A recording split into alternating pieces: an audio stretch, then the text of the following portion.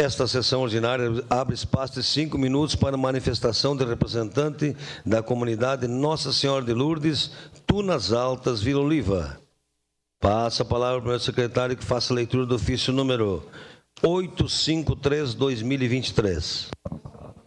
Ofício 853/2023, Caxias do Sul, 9 de novembro de 2023.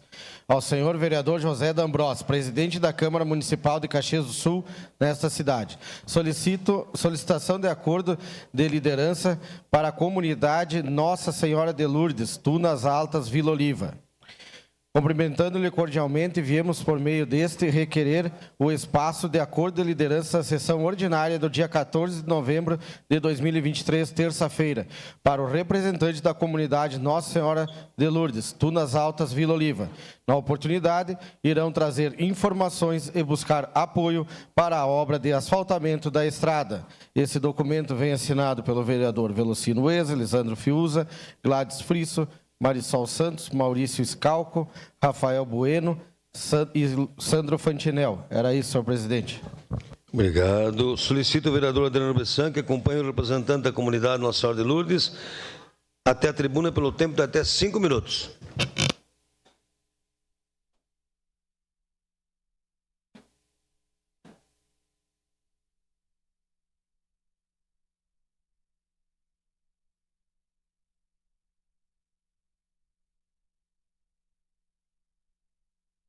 Eu acho que eu quero.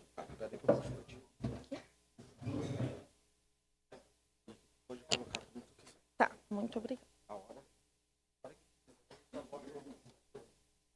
Posso começar? Pode começar. Tá.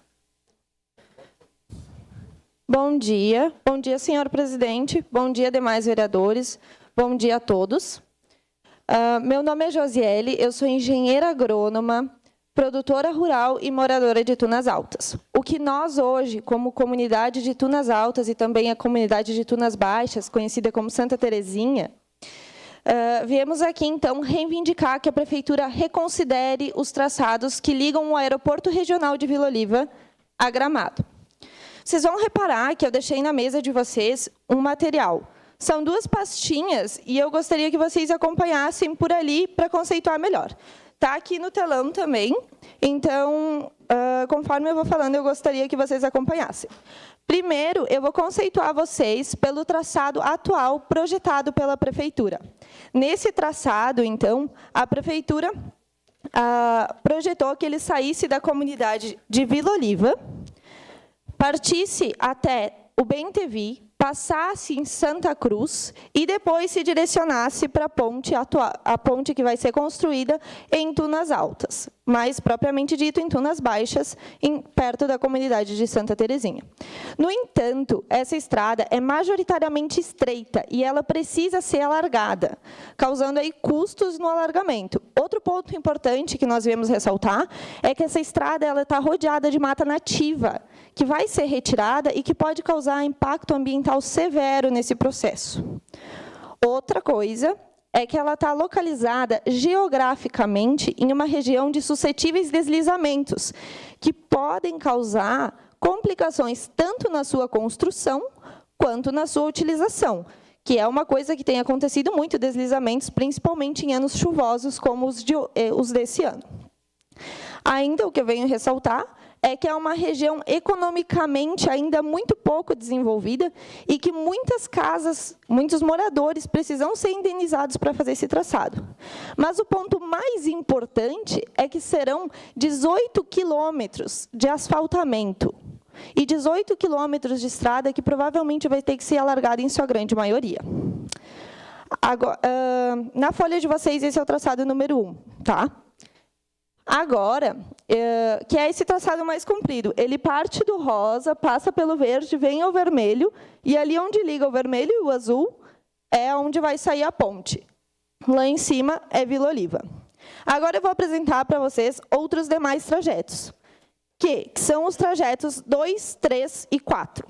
Nesses trajetos, a gente tem, então, independente de qual deles, nós temos estradas largas, em sua grande maioria, e que não precisam de grandes intervenções. Além disso, a população local se ofereceu a reparar o dano ambiental causado, fazendo replantio de árvores e de xaxim, o que for encontrado.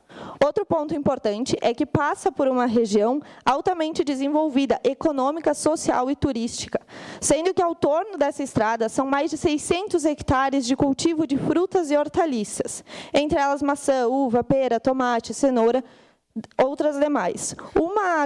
Duas agroindústrias, uma delas que faz processamento de hortifruti e manda suas frutas para São Paulo, outra de produção de massas caseiras, que já mandou seus produtos até para o Maranhão, 2 packings de classificação de frutas, que enviam suas frutas para São Paulo, Paraná, Santa Catarina e todo o Rio Grande do Sul, um mercado que tem planos de expansão com o movimento dos turistas, uma pousada com 2 belíssimas cachoeiras, uma igreja quase centenária, que é a igreja de Nossa Senhora de Lourdes, e propriedades da colonização típica italiana, que vão aí causar um impacto muito bom aos turistas que vão passar por essa região.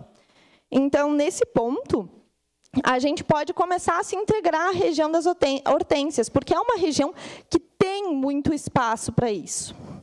Nos traçados 2, 3 e 4, nós temos uma redução significativa de quilômetros a serem asfaltados e alargados, sendo que no traçado número 2 vão ser apenas 13 quilômetros de asfalto. Isso já reduz 5 quilômetros a serem asfaltados. Nos traçados 3 e 4, serão 9 quilômetros a serem asfaltados. Isso traz uma redução significativa, tanto de obras como de custos para a prefeitura, que também é um ponto que a gente deve considerar. Além de todo o fato de ser uma região com alto potencial, pois vai ligar as comunidades de Vila Oliva, Santa Lúcia, Gramado, e vai trazer um viés muito grande para ligar toda a região das Hortênsias à nossa região de Caxias do Sul. Muito obrigada.